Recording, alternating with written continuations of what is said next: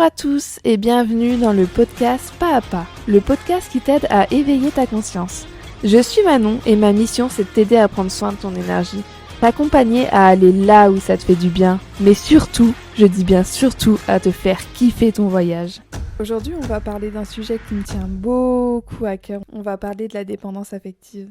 Alors avant toute chose, j'aimerais juste rappeler que tout ce que je vais dire dans cet épisode et que tout ce que je vais dire dans les autres épisodes, ça reste mon avis et que concernant cet épisode, moi je pense que toute personne est dépendante de l'aimer à sa manière. Là où ça en devient gênant, c'est quand ça nous fait souffrir. Alors la dépendance affective, c'est quoi ? On parle d'une forte dépendance affective quand notre estime de nous-mêmes, elle est entièrement dépendante du regard de l'autre sur nous. Quand on arrive à exister que par l'autre, que tout ce qui nous importe en fait c'est l'autre. On s'oublie dans l'autre pour essayer de combler le vide qu'on a en nous. D'ailleurs, on voit pas l'intérêt de notre vie sans l'autre. La plupart du temps, ça vient de l'enfance. Un enfant qui n'a pas été assez rassuré par ses parents, un enfant qui n'a pas été assez entendu sur ses émotions. Petit rappel, n'oublie pas que les parents font du mieux qu'ils peuvent avec ce qu'ils ont. C'est pas du tout pour juger, c'est pour t'aider à y voir plus clair. Déjà, la première chose, c'est de t'en rendre compte. Pour pouvoir travailler dessus, t'es obligé de la reconnaître et de l'accepter. Personnellement, pendant longtemps, je m'en suis pas rendu compte. En fait, pour moi, c'était normal. Je mets normal entre des gros guillemets. Que l'autre devait souvent me rassurer. J'attendais de l'autre qui me donne ce que je me donnais pas moi-même. Et c'est bien pour ça que c'était jamais suffisant. Et j'en voulais à l'autre de pas me donner la reconnaissance que je voulais. Mais cette reconnaissance que je cherchais en l'autre, je me la donnais même pas à moi-même. Et c'est bien là tout le problème. Attendre de l'autre qui te donne quelque chose que tu ne te donnes pas toi-même.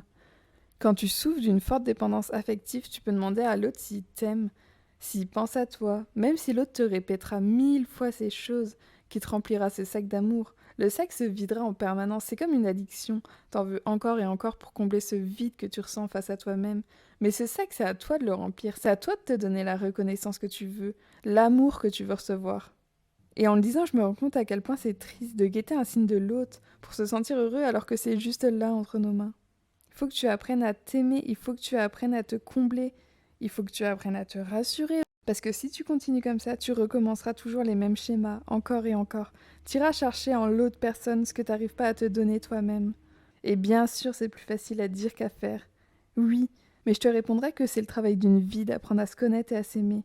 Mais pas par pas, quand tu investis en toi ton temps et ton énergie pour ton bien-être.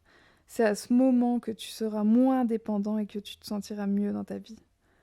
Cette attention que tu attends de l'autre, c'est à toi de te la donner. Ne passe pas des heures à attendre un message, à donner la responsabilité de ton bonheur à l'autre. Et c'est sûrement pour ça que tant de relations si fortes au départ se finissent en déchirure. On attend de l'autre qui comble nos carences. On projette sur l'être aimé nos attentes au point de l'idéaliser. On rentre dans une relation de dépendance mutuelle qui finit souvent par une catastrophe. Pour se sentir aimé, c'est indispensable d'apprendre à se connaître et de s'apprécier soi-même. C'est une leurre de croire que quelque chose d'extérieur à toi te rendra heureuse. La deuxième étape, c'est d'en trouver la cause.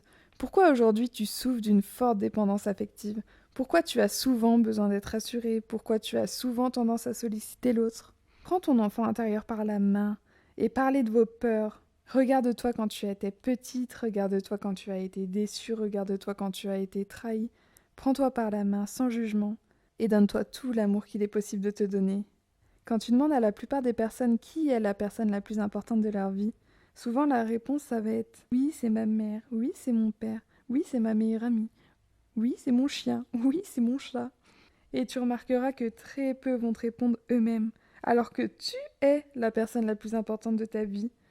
Demande-toi qui tu es sans l'autre. S'il y a une chose que j'ai retenue de mes anciennes ruptures, que ce soit amoureuse ou amicale, c'est que l'autre ne définit pas ma valeur. Et c'est sûrement ça qui a changé.